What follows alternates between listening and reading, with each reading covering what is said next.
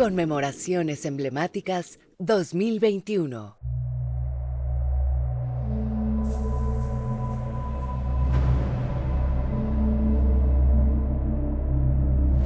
México Tenochtitlan fue una ciudad muy poderosa. Algunos piensan que con su derrota, Hernán Cortés y su ejército prácticamente habían conquistado a todos los grupos indígenas.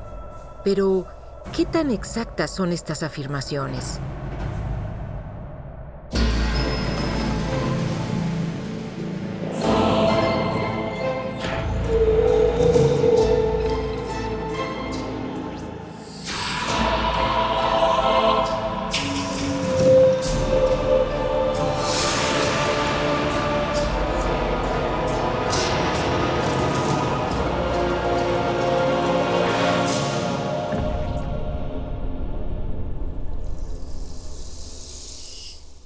Mesoamérica se conformaba por pueblos que tendían a rebelarse y varios señoríos independientes que mantenían guerras y alianzas fluctuantes con el Imperio Mexica.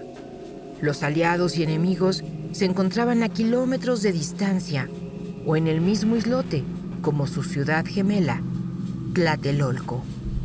La relación entre Tenochtitlan y Tlatelolco viene de una hermandad. Recordemos que se supone que ellos vienen en una enorme peregrinación y hay diferentes capítulos de cómo ellos van a crear dos ciudades. Van a adjudicar a esta peregrinación, este andar, a un dios, a Huitzilopochtli, su dios tribal, quien los va llevando y por muchos momentos, como el Michoacán y así, diferentes sitios van teniendo conflictos hasta que un día llegan a Chapultepec.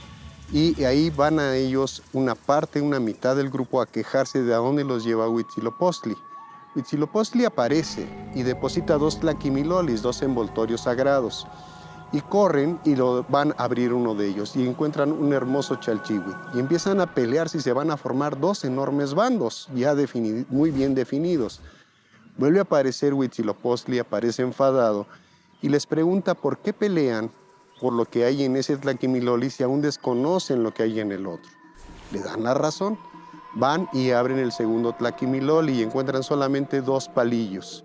Y regresan a pelear por el tlaquimiloli que tenía el chalchihuit, la piedra verde, porque para ellos es lo precioso, la vida incluso. Y empiezan a pelear. Aparece Huitzilopochtli nuevamente, bastante molesto, y le dice que uno de esa parte, una mitad de ese grupo, tome el chalchihuit, vaya y funde Tlatelolco. Y la otra mitad, tome los palillos porque son más importantes, vayan y funden Tenochtitlan. Este mito, entre todos los que han aparecido con respecto a la fundación de Tenochtitlan y de Tlatelolco, para mí es el más importante porque está hablando de una fundación simultánea a capricho de la deidad. Y efectivamente los dos palillos eran más importantes que el chalchihuit, que la piedra verde. ¿Por qué? Porque con ellos se hace el fuego nuevo. Aparecen en el tocado de Xiuhtecutli, de Huehueteotl, el dios que habita justo en el vértice sagrado entre los 13 cielos y los 9 inframundos. Los 4 rumbos del universo de la Tierra están todos convergiendo en él, exactamente en Xiuhtecutli, en Huehueteotl. De ahí la importancia que va a tener Tenochtitlan, el predominio que va a ejercer sobre sus hermanos, los tlatelolcas.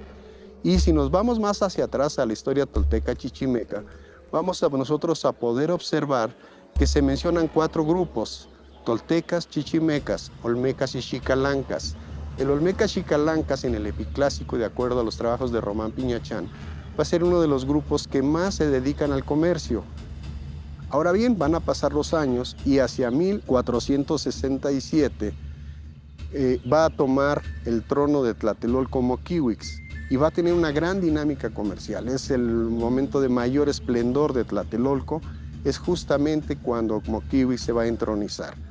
Hacia 1469 va a tomar el trono de Tenochtitlan Axayácatl, que es uno de sus 100 cuñados. Axayácatl le dice que lo espere en Tenochtitlan a Moquihuix para su entronización. Y se niega a ir Moquihuix y empieza un conflicto entre Tenochtitlan y Tlatelolco que va a desembocar, según Robert Barlow, el 30 de julio de 1473, cuando Axayácatl decide conquistar Tlatelolco. Finalmente, Axayácatl persigue a Moquihuix hasta el Templo Mayor, ascienden las 114 gradas, quizá que tenía el Templo Mayor, como lo describe Bernal Díaz del Castillo, ascienden y ahí mata a Moquihuix, lo arroja. A partir de ese momento, Tlatelolco queda como un pueblo tributario más de la Triple Alianza, ¿sí? Y le van a imponer un enorme castigo, va a pagar la quinta parte de todo lo que se comercie en el mercado de Tlatelolco. Ojo, es tan grande el poder económico que tienen los comerciantes tlatelolcas del Posteca que aceptan pagar ese tributo. Muchos podrían pensar que el control de la Triple Alianza era absoluto y que cuando conquistaba, despojaba a los poblados indígenas de su independencia, creencias o estilo de vida. Sin embargo, esto no fue así. A diferencia de las guerras de conquista en otras partes del mundo, en Mesoamérica, el objetivo principal era imponer tributo al derrotado. Sí, en realidad al parecer había una tradición mesoamericana de este tipo de dinámica imperial, pero claro, tenemos más información de los mexicas por las fuentes y podemos conocer toda esta estructura económico, político, imperial y diría yo también militarista. Seguramente pueblos como los tarascos también llevaban a cabo algo similar y no debemos olvidar también imperios previos de la Cuenca de México como el caso del Imperio Tepaneca que también seguramente llevaba a cabo sistemas parecidos, pero la información sobre todo deriva evidentemente de los mexicas y de quienes tenemos mayor información al respecto. Sabemos que a nivel imperial los mexicas tuvieron una estrategia claramente establecida en el cual colocaron diversos enclaves militares o estructuras bélicas urbanizadas que permitían una mayor dinámica y movilidad del proceso de expansión mexica. Particularmente en el caso de Malinalco, del que por cierto valdría la pena hacer mayores estudios. Hay pocas publicaciones al respecto después de las exploraciones de García Payón. Y bueno, se ha interpretado un poco la idea de que se trata de, de una suerte de escuela en la que entrenaban a los guerreros Águila y Jaguar, también con todos los factores simbólicos, religiosos claros de ello. No sabemos si también podría tratarse de un enclave militar que permitiera el que se postraran tropas permanentes para la movilidad de las mismas en caso de rebeliones o futuras conquistas. Ahora, otros casos más o menos similares, tenemos, por ejemplo, Castillo de Teayo, que también es un centro con cierta presencia de origen huasteco, pero que nos habla de estos sitios de arqueología imperial mexica. De alguna manera también hablamos de una suerte de imperio invisible, ¿no? Como en el caso romano, que tenemos claridad en estas evidencias desde el punto de vista arqueológico, ya que desde la perspectiva de las fuentes, varios autores ya hacen referencia de diversos enclaves a lo largo de Mesoamérica, pero que la evidencia es sobre todo más de tipo fuentes, y a nivel arqueológico es un poco más invisible. Eso también nos recuerda el caso de Ostuma en Guerrero, que funcionaba más como una fortaleza para limitar el avance de las tropas tarascas, mantener el control de la región, y sabemos que ahí se enviaron tropas también permanentes para controlar parte de lo que entre comillas podríamos llamar las fronteras del Imperio Mexica hacia esa región.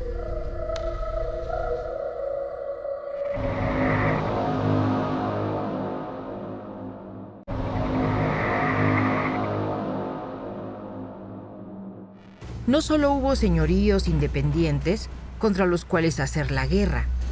La Triple Alianza también dedicó especial atención en mantener a sus pueblos sujetos bajo control.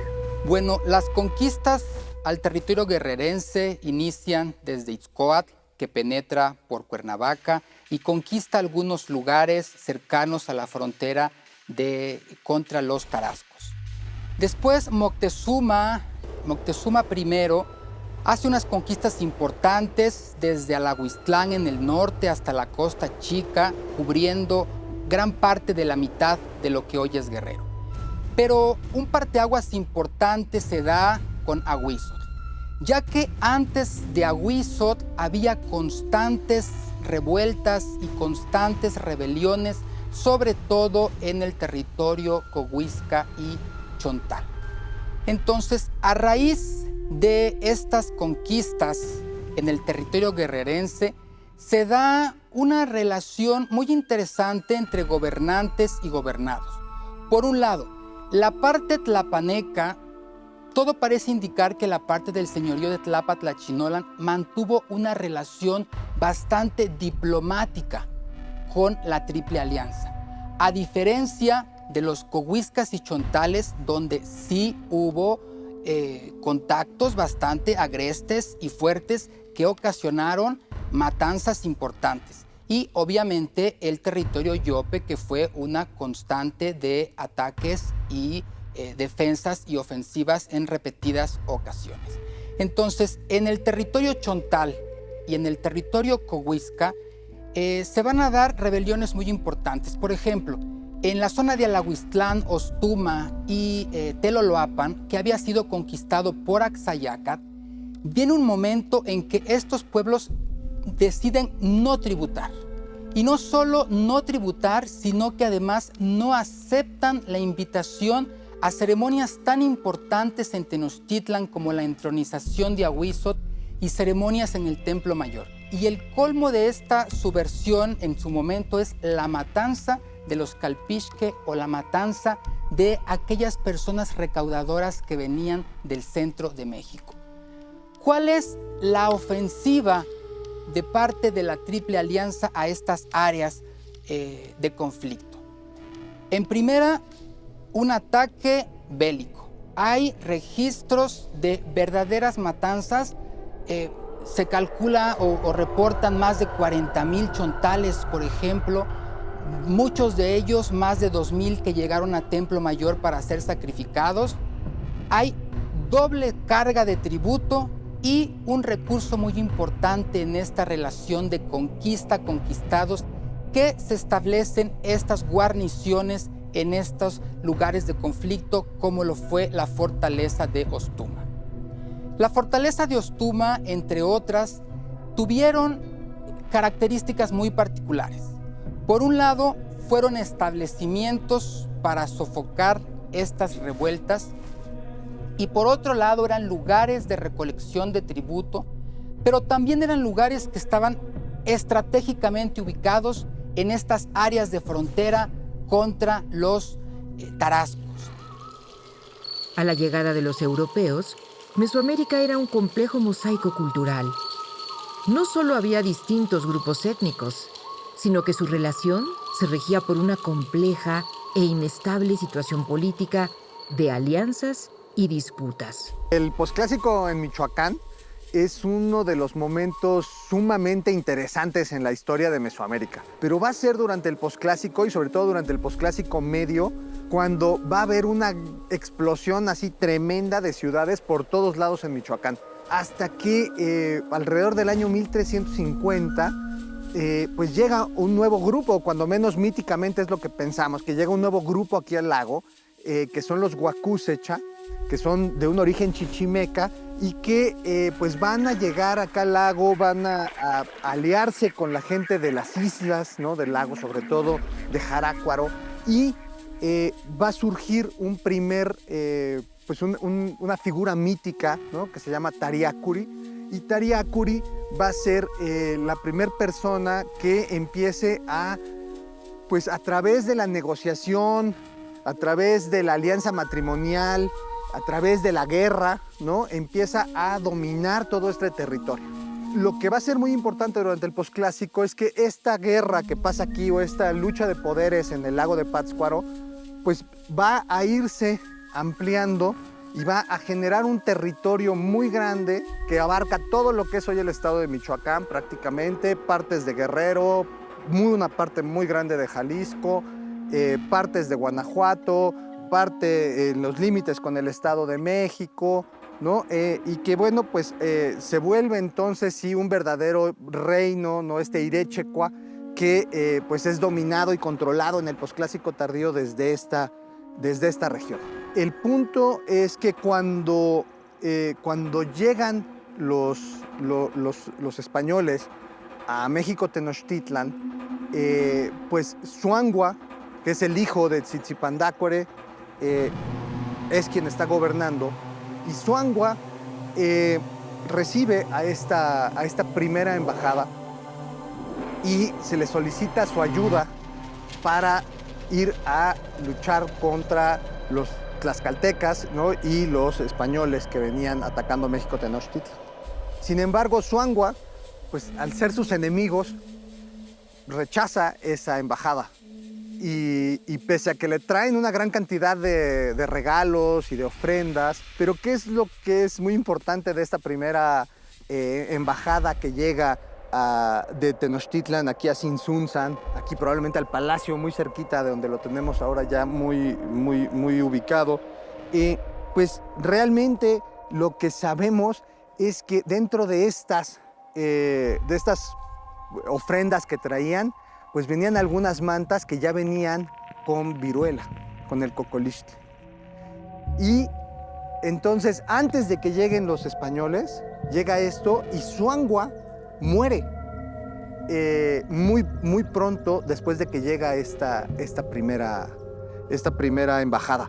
Entonces, es un momento, pues yo me imagino, terrible para la gente aquí en Tzintzuntzan, porque justamente está esta problemática que están viendo llegar, pero también muere el Calzonsi por esta nueva enfermedad. Se empieza seguramente en toda la ciudad a difuminar esta enfermedad y muchísimas muertes, pero al mismo tiempo se elige un nuevo Calzonsi. Que es Tsitsincha Tanganxuan, es su nombre. Tsitsincha Tanganxuan era muy joven en ese momento. Y pues entonces parece como una inestabilidad aquí en Tzintzuntzan muy fuerte de los señores que quieren detentar el poder y Tsitsincha Tanganxuan que está tratando de consolidarlo en ese momento. Entonces en ese ambiente es cuando está el ataque en México Tenochtitlan, y justamente cuando vuelve a recrudecerse los ataques en México Tenochtitlan, llega otra segunda embajada a volver a pedir la ayuda de los ejércitos tarascos para atacar México, para ayudar, ¿no?, en el asedio de México Tenochtitlan. Llegan justamente ellos también en este momento de inestabilidad. Y lo que las fuentes históricas nos dicen, como ellos vienen a ver a Zuangua, pues él los sacrifica para que vayan a hablar con Zuangua, porque Zuangua había muerto, ¿no? Eso es lo que dice la relación de Michoacán.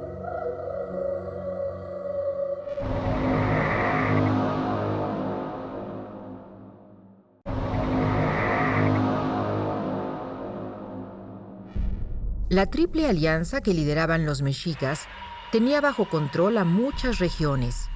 Sin embargo, existían otros señoríos independientes que se resistieron a su dominio y que llegaron a derrotar al poderoso ejército de la Cuenca de México. Tras la caída de México Tenochtitlan,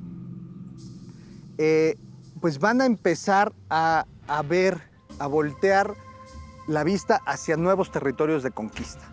Y justamente esta primera embajada es muy importante porque al parecer capturan a gente de esta región que les habla ya del Calzonsi de Michoacán, además, por supuesto, de la gente de México Tenochtitlan.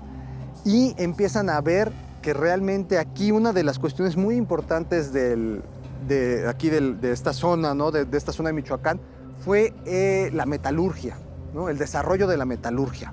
Entonces, pues el Calzonsi tenía un tesoro bastante importante, ¿no?, que se había acumulado, ¿no?, a partir de todos sus ancestros, ¿no?, seguramente desde Tariacuri y por supuesto mucho más a partir de la consolidación de Tzintzuntzan como la gran capital, pero empiezan a recibir todos estos tesoros, ¿no?, que están aquí en diferentes partes aquí de la ciudad de Tzintzuntzan, una parte muy importante en el palacio, pero también en las islas habían parte de este tesoro. Pero lo que es importante es que los españoles se dan cuenta de esto. Entonces empiezan a mandar ya emisarios hacia Michoacán, empiezan a Cortés, pues ya manda un ejército como tal a Michoacán, liderado por Cristóbal de Olid. Cristóbal de Olid trae un ejército muy potente. Parece también en las fuentes históricas que el Calzonsi se prepara para defenderse, ¿no? Hay realmente construcciones que se hacen en los alrededores para poder defender la ciudad de Sinsunzan del ataque, pero de último momento pareciera que el Calzonsi prefiere negociar. O sea, les dice a los ejércitos que ya estaban apostados que se quiten y dejan entrar al ejército en paso franco desde Tajimaroa, donde primero se estacionan, hasta aquí, hasta la ciudad de Sinsunzan. Y ese ejército es muy interesante porque al llegar justamente aquí donde estamos parados, es donde ellos llegan, todo este ejército, y en toda esta gran plataforma sobre la que estamos, empiezan a hacer sus ejercicios militares, a disparar sus armas, etc. Y bueno, pues obviamente a tomar posesión de este terreno. La Triple Alianza que lideraban los mexicas tenía bajo control a muchas regiones. Sin embargo, existían otros señoríos independientes que se resistieron a su dominio y que llegaron a derrotar al poderoso ejército de la Cuenca de México. Bueno, cuando hablamos de la conquista solemos pensar en que fue una hazaña o un acto terrible de los españoles, ¿no? Y solemos imaginarnos unos cuantos centenares de hombres venidos del otro lado del mar que en poco menos de 2 años sometieron a todo un país poblado por millones de personas y que pues esto se debió, muchas veces se dice, a su superioridad, que tenían mejor tecnología militar, que eran culturas más desarrolladas. Pero todo esto es por completo falso. En realidad, el ejército que conquistó México, o para ser exactos, porque México no existía entonces, el ejército que destruyó la ciudad de México, Tenochtitlan, de la gran Tenochtitlán, el 13 de agosto de 1521, tenía, se calcula, unos 100,000 soldados nativos mesoamericanos y menos de 1,000 soldados españoles. Es decir, los conquistadores españoles eran menos del 1% de los que vencieron a los mexicas. Y la mayoría de los que estaban en ese ejército eran personas mesoamericanas, indígenas, provenientes de muy diversos pueblos. El más famoso de estos pueblos que se alió con los españoles y que venció a los mexicas o aztecas fueron los tlaxcaltecas. Tlaxcala era un país, bueno, casi un país independiente, porque en esa época México no era un país unificado, sino que estaba hecho por muchos estados separados, y Tlaxcala era uno de esos estados en la región actual, en lo que es hoy el estado de Tlaxcala, en el que vivían pues, una confederación de 4 señoríos, de 4 grandes casas nobles, y además muchos refugiados del Imperio Mexica. Es decir, muchos pueblos que habían sido conquistados por los mexicas o que habían sido expulsados de sus tierras por los mexicas y que se habían ido a refugiar justamente a este territorio de Tlaxcala que permanecía independiente del dominio de los mexicas. Era un territorio independiente que llevaba más de 50 años combatiendo a los mexicas justamente para defender su independencia. Estas guerras eran constantes y ninguno de los dos bandos en realidad tenía la fuerza para vencer al otro. Los mexicas no podían conquistar a los tlaxcaltecas, pero los tlaxcaltecas, que eran un poco más débiles, tampoco podían vencer a sus enemigos mexicas. Por eso, cuando llegaron los españoles en 1519, y después de combatir a los españoles, porque los tlaxcaltecas en general no se sometían a nadie, cuando se dieron cuenta que no los podían vencer, y sobre todo cuando los españoles comenzaron a atacar a la población civil de Tlaxcala, los gobernantes de este señorío, los 4 gobernantes de Tlaxcala, decidieron aprovechar su fuerza contra sus propios enemigos. Justamente eso fue la conquista. Fue la alianza entre tlaxcaltecas y españoles para vencer a un enemigo común que eran los mexicas. Los tlaxcaltecas no fueron los únicos indígenas que se aliaron con los españoles. También se aliaron las personas de Texcoco, los texcocanos, que eran, de hecho, los mejores amigos originalmente de los mexicas y luego se voltearon contra ellos y ayudaron a derrotarlos. Y también se unieron muchos otros pueblos que habían sido conquistados por los mexicas, como la gente de Chalco, la gente de Huejotzingo, la gente de Cholula, la gente de muchos otros lugares que pagaban tributo a los mexicas y que siguieron a los españoles y a los tlaxcaltecas con la promesa de librarse de esos tributos que tenían que pagarle a los mexicas. Por eso hay un viejo dicho mexicano que dice que la conquista de México la hicieron los indígenas y la independencia los españoles, y al menos en su primer caso es completamente cierto. Fueron los aliados indígenas de los españoles los que permitieron que juntos, indígenas y españoles, triunfaran contra los mexicas.